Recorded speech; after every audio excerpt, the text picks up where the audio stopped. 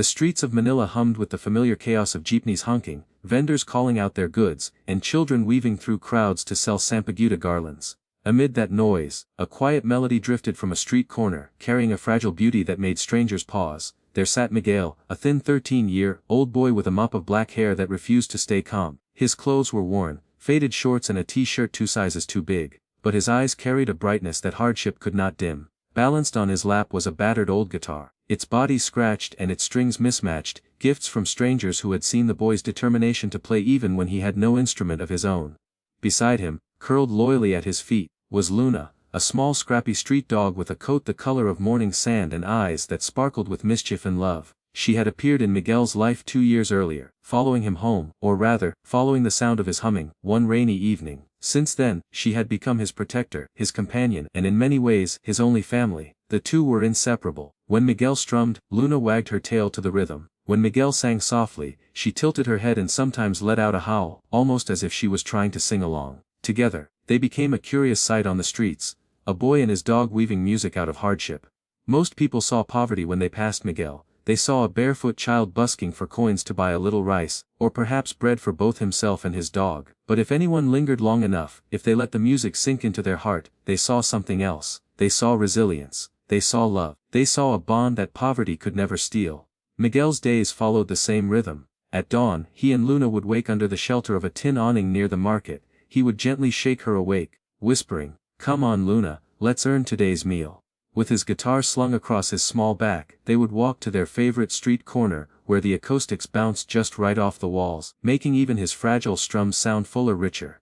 He played everything he knew, folk songs his father once sang before he left the family, pop songs he'd memorized from hearing radios, even little melodies he invented himself. Luna would sit faithfully beside him, sometimes drawing more attention than Miguel did. Children loved her, reaching out to pat her head, while parents smiled at the unusual pair. One hot afternoon Miguel was midway through a tune when Luna suddenly lifted her head and let out a soft howl that perfectly matched the melody. At first, passers-by laughed, but then they realized she wasn't just barking, she was harmonizing, in her own way. Miguel's lips curved into a proud smile. From then on he encouraged her, pausing his playing just enough to let Luna's voice blend with his strings.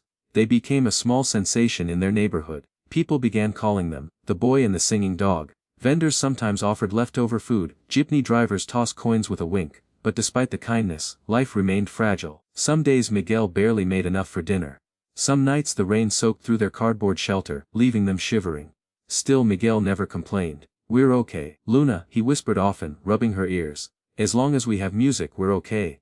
One evening, when the Manila sky glowed with a hazy sunset, a tourist from the US stopped to listen. She filmed a short clip of Miguel strumming passionately while Luna added her signature howl. The woman smiled, tears gathering in her eyes, and handed Miguel a bill far larger than he was used to receiving. "Don't stop playing, sweetheart. The world needs to hear you," she said before walking away. Miguel thought little of it. To him, it was another day of survival. But the tourist uploaded that clip to social media. Within days it spread like wildfire. The comments poured in. "This boy and his dog just melted my heart. Pure talent and pure love. Hollywood needs to see this. 8 producers, please find this kid." Miguel had no idea his life was about to change. Weeks later, as he sat strumming the same corner tune, a stranger in a crisp shirt approached him. Miguel instinctively tightened his grip on his guitar, wary of anyone who might take advantage. The man knelt down, smiled warmly at Luna, and said, "Miguel, right? I work with a show called America's Got Talent. We saw your video and we want you to audition." Miguel froze. His eyes darted from the man to Luna, as though asking if he had heard correctly. His heart pounded. America's Got Talent. That was a show he had only glimpsed on televisions through store windows, with stages that looked brighter than any place he had ever known. The man handed him an envelope with papers and instructions. "We'll take care of the travel. Just bring your guitar. And of course, your dog too." Luna barked happily, as if she understood destiny was calling. That night Miguel lay awake, hugging Luna tightly. He whispered into her fur, "Luna, can you believe it? They want us. Us! On that stage." His voice trembled with both fear and excitement. The thought of leaving his street corner, of stepping onto a stage in front of the whole world, was terrifying. But when Luna licked his face and curled beside him, he felt something he hadn't felt in years, hope. For the first time, Miguel believed that maybe, just maybe, his music wasn't meant to stay on the streets of Manila. Maybe it was meant to travel far, carried on the wings of love and loyalty. And with Luna by his side, he knew he could face whatever awaited. The envelope Miguel had been handed felt heavier than it should have. For days he read and reread the papers inside, as if the words might vanish like a dream: plane tickets, hotel arrangements, official stamps from America's Got Talent. To a boy who had never left his Manila street corner, it felt like holding a ticket to another world. The news spread quickly through the neighborhood. Vendors, tricycle drivers, even the elderly women who sold vegetables at the market gathered around Miguel with wide smiles. "You're going to America?" they asked in awe. Miguel blushed and nodded shyly, scratching Luna's head as if to remind himself he wasn't alone in this journey. Some offered small gifts, a clean shirt, a scarf, a pouch of coins, as tokens of good luck. For once, Miguel didn't feel like just the boy with the battered guitar. He felt like a son of the whole community, carrying their hopes with him. When the day of departure came, Miguel and Luna boarded their first airplane. The vastness of the airport overwhelmed him: shiny floors, endless rows of gates, and voices speaking languages he barely understood. He clutched Luna's leash tightly, whispering, "It's okay, girl, we'll stick together." On the plane, as it roared into the sky, Miguel pressed his face to the window. The city lights below shrank into stars, and tears welled in his eyes. He had never imagined he would see the world from above. The flight was long, but Miguel hardly slept. He thought about his late mother, who had sung lullabies to him when he was small. He imagined her smiling at him from the heavens, proud that her son was carrying music into the world. He thought about his absent father, and whether the man even knew where Miguel was now. And he thought about Luna, curled beside him, snoring softly. She was the only constant in his life, and now she was about to step onto a stage watched by millions. When they landed in Los Angeles, the air felt different, drier, cooler, filled with the buzz of a city that never seemed to rest. The producers met him at the airport with warm smiles. They guided him through a maze of cameras, hotel lobbies, and rehearsals. Miguel's wide-eyed wonder made them chuckle, but they also saw the determination in his small frame. He wasn't just another contestant, he was a boy carrying the weight of survival, faith, and dreams. On the morning of his audition, Miguel dressed in his cleanest clothes, the new shirt gifted by a neighbor, neatly tucked into trousers that were slightly too big. He polished his guitar as best as he could, running a cloth over its worn surface until it gleamed faintly under the light. Luna, freshly bathed by one of the kind staff members, trotted beside him with a shiny new collar. Backstage at AGT, Miguel's nerves tangled like knots in his stomach. He peeked from behind the curtain at the massive audience. Their faces blurred under bright stage lights. He saw the long judges' table, Sofia Vergara leaning forward with a smile, Heidi Klum chatting animatedly, Howie Mandel fiddling with a pen, and Simon Cowell, the one whose approval everyone seemed to crave, sitting back with his unreadable expression. Miguel's palms grew sweaty. He hugged Luna close and whispered, "We're just playing like we always do, Luna. Just you, me and the guitar. Remember, street corner style." Luna licked his cheek, grounding him in that moment. When his name was called, the boy and his dog stepped into the light. A hush fell over the room. The audience tilted their heads, surprised at the unusual pair. Some murmured softly, "Could a poor child and his stray dog really belong on a stage as grand as this?" Simon's eyebrows arched. "Hello there," he said into his microphone, his voice carrying across the silent theater. "What's your name?" Miguel adjusted the guitar strap nervously and answered with a soft accent, "My name is Miguel, and this is Luna." He gave the leash a gentle tug, and Luna wagged her tail at the crowd, drawing a ripple of laughter and applause. "How old are you?" Heidi asked, leaning forward with genuine interest. "I am 13, Miguel replied shyly. "And what will you be doing for us today?" Howie asked, his tone light and encouraging. Miguel glanced down at Luna, then back at the judges. His voice trembled, but his words carried weight. "I will play my guitar. Luna will sing with me. She has been with me through everything. We play on the streets in the Philippines to survive. Tonight we play for hope." The audience stirred. Some leaned forward in curiosity, others smiled at the courage in his small voice. Simon, still unsmiling, tapped his pen thoughtfully. "All right, Miguel," he said finally. "Show us what you've got." Miguel nodded. His heart pounded like a drum. He adjusted his guitar, took a deep breath, and signaled to Luna. The dog sat upright, as if she knew this was her cue. The crowd grew still, waiting, and with trembling fingers that soon steadied into grace, Miguel began to play. The first notes echoed across the theater, delicate yet powerful, weaving a sound that carried the flavor of the streets, the laughter of children, and the echoes of struggle. Miguel's small frame bent over the guitar, but his music filled the vast space as though it had been waiting to be heard on such a stage.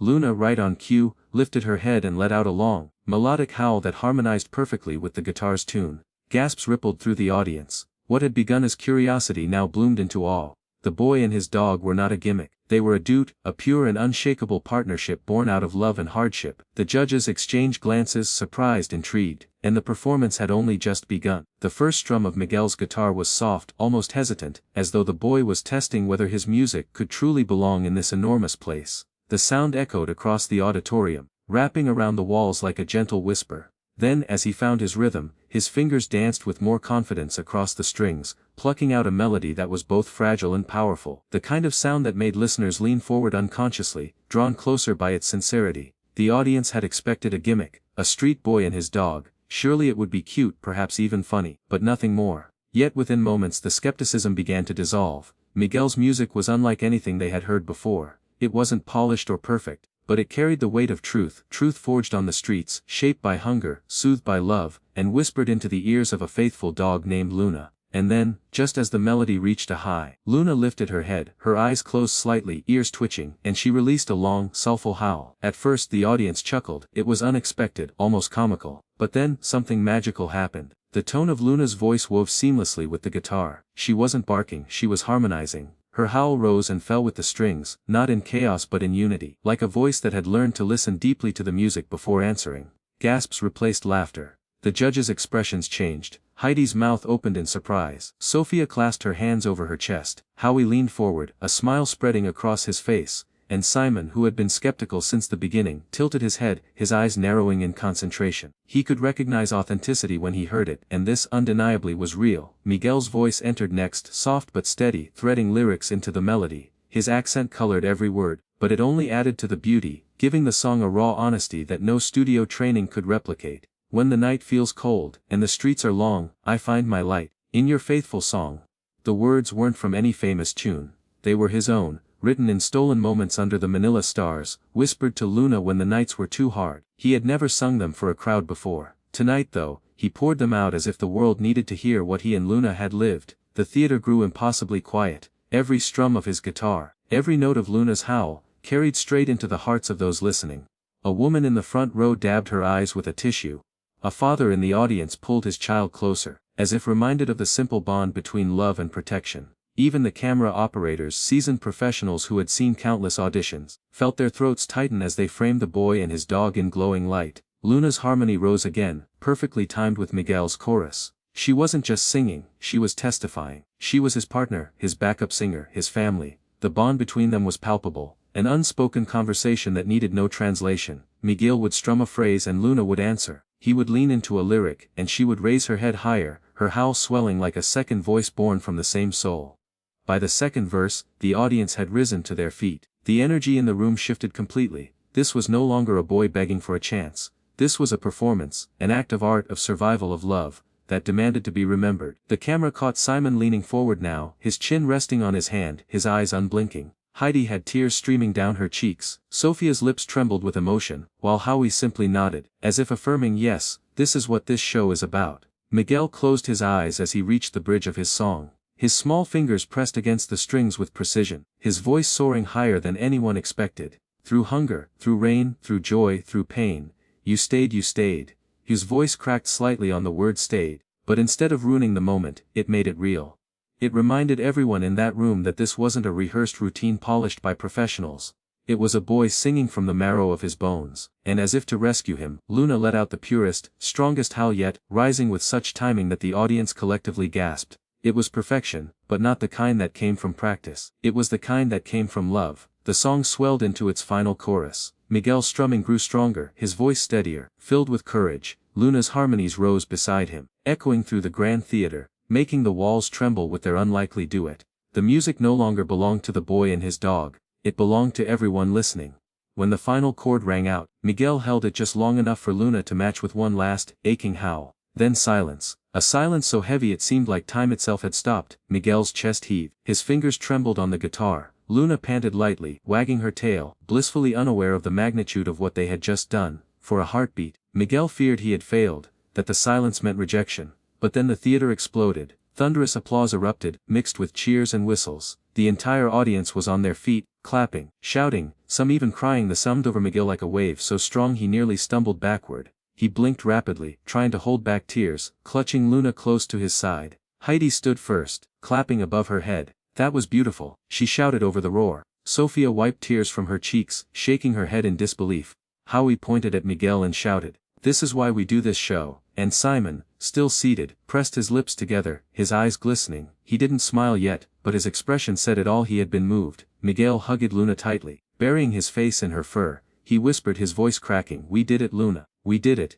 The boy who once played on the streets of Manila for coins had just filled one of the grandest stages in the world with music born from love, pain and loyalty. He had not only silenced the skeptics, he had made believers of them all, and though Miguel did not know it yet, something even more life-changing was about to happen. The thunderous applause rolled on, wave after wave crashing against the stage. Miguel stood frozen in the spotlight, clutching his guitar, blinking as if the world around him wasn't real. Beside him, Luna barked happily at the confetti that hadn't yet fallen but seemed to already live in the air. The boy bowed awkwardly, shy and overwhelmed, and when he rose again, his eyes shimmered with unshed tears. The judge's table glowed under the lights, 4 faces staring back at him. Each one visibly moved in a different way. Heidi was the first to speak. She leaned forward, her blonde hair falling like a curtain as she reached for her microphone. Her voice cracked slightly, betraying the tears still clinging to her lashes. "Miguel," she began softly, "you touched my heart. You're only 13, but the way you played, the way you sang.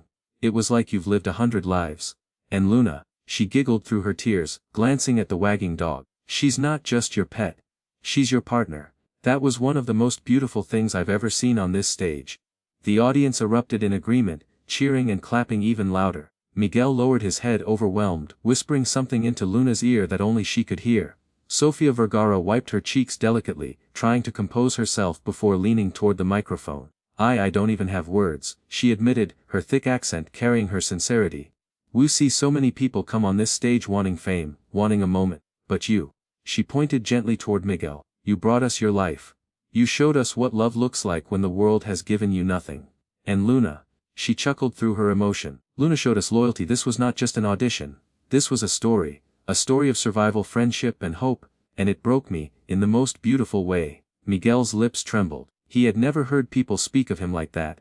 To him he was just a boy with an old guitar and a dog who refused to leave his side. Hearing the word hope spoken about his music made him press his hand against his chest, as though steadying the beat of his heart. Howie Mandel grinned broadly, his eyes sparkling. He leaned into the mic, his voice brimming with warmth. "I've been here a long time," he said, nodding to the audience, "and I'll tell you. Every season, there's at least one act that reminds us why this show exists. And tonight, Miguel, that was you. You and Luna." The crowd erupted again. Howie raised his hand to quiet them before continuing. "You're not just talented, you're authentic. You've taken the hardest life circumstances and turned them into music. You didn't just play notes, you told us about hunger, about love, about loyalty. And Luna, well, Luna may be the best duet partner I've ever seen." He chuckled as the audience cheered for Luna, who wagged her tail proudly as if she understood the compliment. Miguel laughed softly through his nerves, giving Luna a little scratch on the head. Then all eyes turned to Simon Cowell. The audience hushed as though sensing that this was the moment that would define everything. Simon leaned back in his chair, his arms crossed, his expression unreadable. For a long moment he didn't speak, he just studied Miguel, then glanced at Luna, and then back at Miguel again. Finally, he leaned into the microphone. His voice was lower, steadier than the others, but no less charged with emotion. "Miguel," Simon said slowly, "I'll be honest with you. When you walked out with your dog I thought, here we go, another novelty act. I didn't expect anything more than maybe a few laughs. But then," he paused, exhaling sharply, as though still processing what he had just witnessed. "Then you played, and you sang, and Luna joined you, and suddenly I realized I was wrong." The crowd cheered at Simon's honesty. Miguel looked down humbled, holding Luna close. Simon continued, his voice softening. "What you just did wasn't about perfection. It wasn't about tricks or gimmicks. It was about heart. Pure, unfiltered heart. You brought us into your world, into the streets where you've played, into the bond you share with your dog, into your struggles, your love, your fight. And I have to say, it moved me deeply." For a moment Simon's voice faltered. He blinked quickly, as though fighting to keep his emotions in check. "You know," he added, "in this business, people chase fame, money, attention. But what you gave us tonight, it was humanity, it was love, and that's rarer than any talent we've ever seen." The crowd exploded again, stomping, clapping, cheering. Miguel's tears spilled over, rolling down his cheeks as he hugged Luna tightly. He whispered, "Did you hear that, Luna? Humanity." Simon leaned back, his face serious again, but his eyes glistened faintly in the lights. For a few long seconds Miguel stood trembling under the ovation, feeling both small and infinite at once. This was no longer about survival on the streets, this was about being seen, truly seen. For the first time in his life, people weren't looking past him, they weren't pitying him, they were celebrating him. The moment stretched, golden and fragile. Miguel breathed it in, clutching the worn neck of his guitar. Luna licked his hand, grounding him in the only truth that mattered. No matter what came next, they had already won. But none of them, not Miguel, not Luna, not the cheering audience, knew that the night was not finished yet. Something greater, something life-changing, was about to descend from the judges' table and transform their story forever. The applause was still rumbling through the theater when Simon leaned back, his hand hovering near the button in front of him. The iconic button, the one every contestant dreamed of, the golden buzzer. Miguel had seen it before, on small televisions playing in shop windows back in Manila. He had watched clips online when a stranger let him use their phone for a few minutes. The golden buzzer wasn't just a button, it was a promise. It meant being seen, being valued, being sent straight through to the live shows. It was a golden doorway to a life Miguel had never dared to imagine. But he didn't expect it, not for him. Not for a boy who played on the streets with an old guitar and a dog who sang in howls. He had already received more than he dreamed: standing ovations, praise from the judges, tears from strangers. That alone was a miracle. Simon glanced toward Heidi, Sophia and Howie. They each nodded knowingly, as if encouraging him. Then Simon turned back to Miguel. His eyes softened, just enough to let the boy see the truth behind them. "You know what, Miguel?" Simon said, his voice cutting through the roar of the crowd. "You and Luna, you didn't just audition today, you gave us a gift, and I think the world needs to see this gift." Before Miguel could process his words, Simon pressed down. The golden buzzer lit up in an instant. A sound like thunder echoed through the theater as golden confetti rained down from the ceiling in shimmering waves. The audience screamed louder than ever, some jumping to their feet, some crying openly. The stage transformed into a storm of glittering light, and in the center of it all stood Miguel and Luna, bathed in gold. Miguel froze, his eyes widening in disbelief. For a second, he couldn't move. He stared up at the falling confetti, watching it catch the stage lights like tiny stars. His hands shook as he gripped the guitar, then he let it slip carefully to the ground so he could kneel beside Luna. He threw his arms around her, burying his face in her fur, and sobbed, deep, raw sobs that he had held back for years. All the hunger, the loneliness, the nights of fear and struggle, they came rushing out at once. Luna licked his tears, tail wagging wildly, barking joyfully as if she understood exactly what had just happened. The camera zoomed in on Miguel's small figure kneeling in gold, clutching his dog. The audience's roar grew even louder, their claps and cheers washing over him like waves of love. Heidi had her hands pressed over her heart, tears streaming down her cheeks. "Oh my God, this is everything," she shouted. Sophia covered her mouth, sobbing openly now. Howie clapped furiously, nodding to himself, as if affirming that this moment would live in the history of the show. And Simon smiled, not his usual sly grin, but a rare, genuine smile, the kind that cracked open the edges of his famously tough exterior. For once, it wasn't about discovering a star, it was about witnessing something pure, something human. Back on the stage, Miguel whispered into Luna's ear between sobs. "We did it, Luna, we made it. We're not invisible anymore." The confetti stuck to his hair, to her fur, to the strings of his guitar. Gold glitter clung to them like blessings they could carry forever. The boy and his dog, who had once survived on scraps and coins, were now standing at the center of one of the most prestigious stages in the world. The producers rushed out, gently guiding Miguel forward. The other judges stood, clapping above their heads, shouting words of encouragement. The cameras captured every second, broadcasting his story to millions watching at home. And in that moment, people across the globe, families in America, children in Europe, workers resting in Asia, saw the same truth, that love and loyalty could turn even the darkest corners into light. The music swelled as Miguel and Luna were escorted to the judges' table. Heidi leaned forward to kiss his cheek. Sophia hugged him tightly, whispering, "You deserve this, my amor." Howie gave him a high five and a playful scratch under Luna's chin. And Simon stood, surprising everyone, and walked onto the stage himself. He approached Miguel, placing a hand on his shoulder. The boy looked up through his tears, trembling, unsure of what to do. Simon bent down slightly, speaking into his ear, away from the microphones. "Never doubt yourself again, you're exactly where you belong." Miguel nodded, crying harder, clutching Luna with one arm and Simon's hand with the other.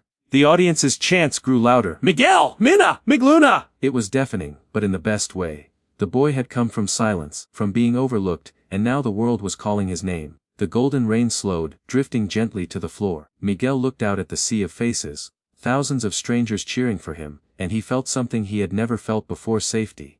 Not the fragile kind Luna gave him at night on the streets, but the kind that came from being accepted, embraced, celebrated. For years, Miguel had believed that his music was small, only meant to echo in the alleys of Manila. But tonight, he understood the truth. His music, and Luna's voice, belonged to the world. As the lights dimmed and the stage crew cleared, Miguel hugged Luna one more time, pressing his forehead against hers.